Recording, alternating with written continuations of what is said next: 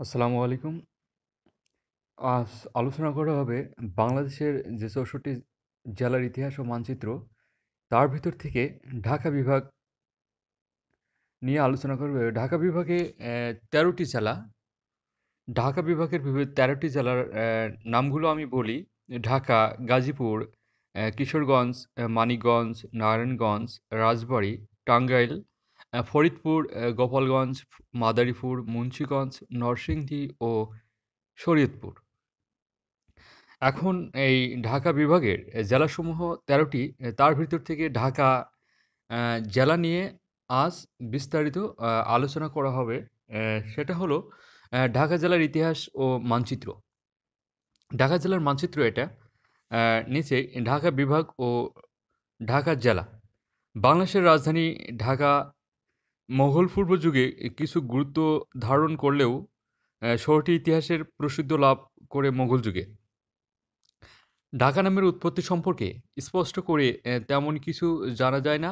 এ সম্পর্কে প্রচলিত মতগুলোর মধ্যে কয়েকটি নিম্নরূপ। যেমন এক সময় এই অঞ্চলে প্রচুর ঢাক গাছ অর্থাৎ বুটি ফুডোসা ছিল।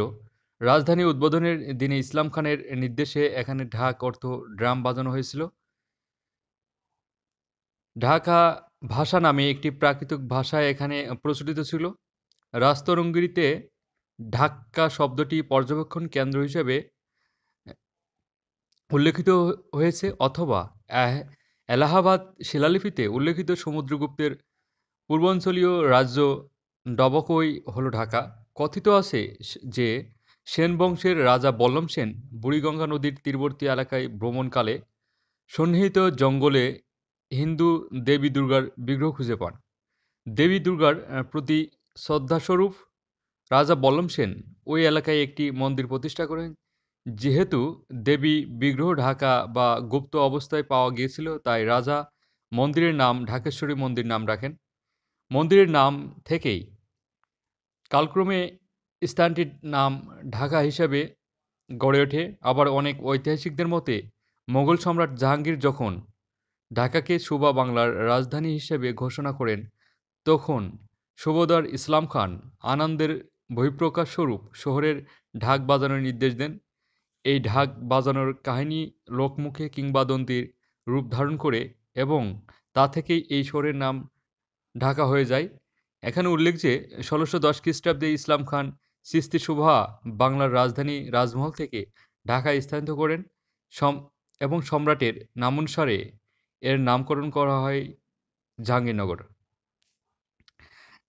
ঢাকার বিখ্যাত খাবার বাকরখানি, বিরিয়ানি।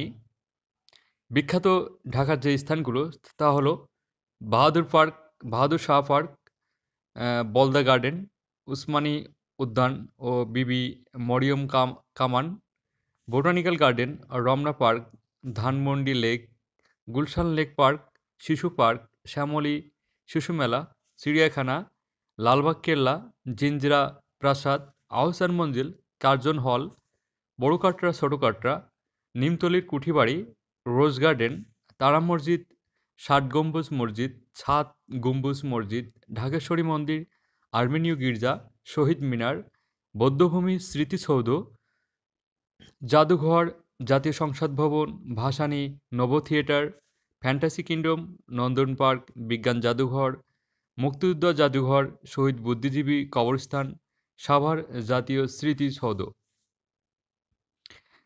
এছাড়া ঢাকার যে পিকনিক স্পটগুলো আছে ঢাকা জেলায়, ঢাকার আশেপাশে যে সমস্ত পিকনিক স্পট রয়েছে এর মধ্যে মৌসাক, গাজীপুর, ভাওয়াল, পুষ্পদ্দাম।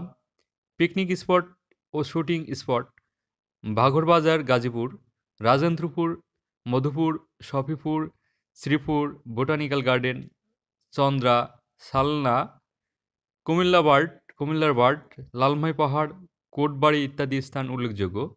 এগুলো হচ্ছে ঢাকার পিকনিক স্পট। ঢাকা জেলার যে পিকনিক স্পটগুলো আছে সেটা তুলে ধরা হলো। আর বিখ্যাত বস্তু বেনারসি শাড়ি। ঢাকার বিখ্যাত বস্ত্র বেনারসি শাড়ি। আমরা ঢাকা জেলার বিস্তারিত আমরা কিন্তু আজকে এই পর্বে জানলাম, পর্ব 1।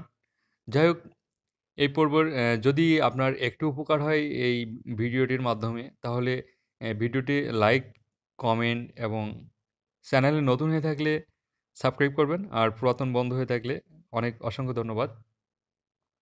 নেক্সট আ আ পর্বতে আবার আপনাদের সাথে কথা হবে। সবাই সুস্থ থাকবেন, ভালো থাকবেন। আল্লাহ হাফেজ।